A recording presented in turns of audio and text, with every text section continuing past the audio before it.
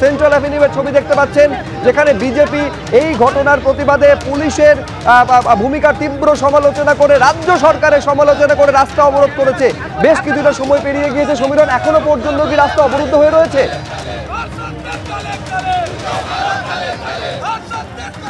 বলি যে এই মুহূর্তে সেন্ট্রাল এভিনিউর অবরোধ উঠে গেছে এবং যানজট রয়েছে, পুলিশ রয়েছে। ক্যামেরা অজয় দাসকে দেখাতে বলবো সেন্ট্রাল এভিনিউর এই কলুটোলা ক্রসিং, সেখানে প্রায় 15 মিনিটের বেশি সময় অবরুদ্ধ হয়ে পড়ে।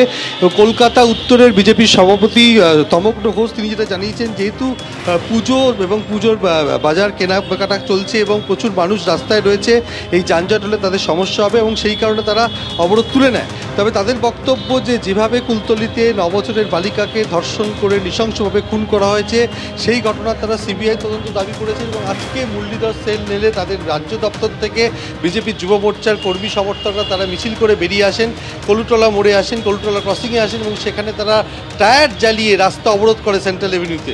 এবং সেই রাস্তা অবরোধ করার পরে এই মুহূর্তে অবরোধ উঠে গেছে। ক্যামেরাম্যান অজয় দাস তোমাকে ছবিটা দেখাচ্ছে যে এখন যান চলাচল ধীরে ধীরে স্বাভাবিক হচ্ছে এবং প্রায় 15 মিনিট অবরুদ্ধ হয়েছিল সেন্ট্রাল এভিনিউ। প্রায় 15 মিনিট অবরুদ্ধ হয়ে থাকার পর এই মুহূর্তে যান চলাচল ধীরে ধীরে স্বাভাবিক হচ্ছে, কিন্তু যেরকম জায়গায় পরিস্থিতি গিয়েছে, একেবারে বিরোধী রাজনৈতিক দল সরাসরি তৃণমূল কংগ্রেস এবং রাজ্য সরকারকে কাঠগড়ায় তুলেছে। আমি এই ছবিটা আপনাদের সামনে রেখেছি। এইটা হচ্ছে পদ্মের হাট হাসপাতাল, যেখানে মীনাক্ষী মুখোপাধ্যায়, কনিনিকা ঘোষ থেকে শুরু করে বিজেপি বিধায়ক অগ্নিমিত্র পাল তারা পৌঁছে গেলেন। তারপরে কিভাবে উত্তেজনা বাড়লো দেখুন ছবিটা। পশ্চিমবঙ্গের রাজ্যে আছে কিসের আউটসাইডার? কোন আউটসাইডার না, আমরা এখানকার লোক আউটসাইডার না। অগ্নিমিত্র কোন আউটসাইডার না,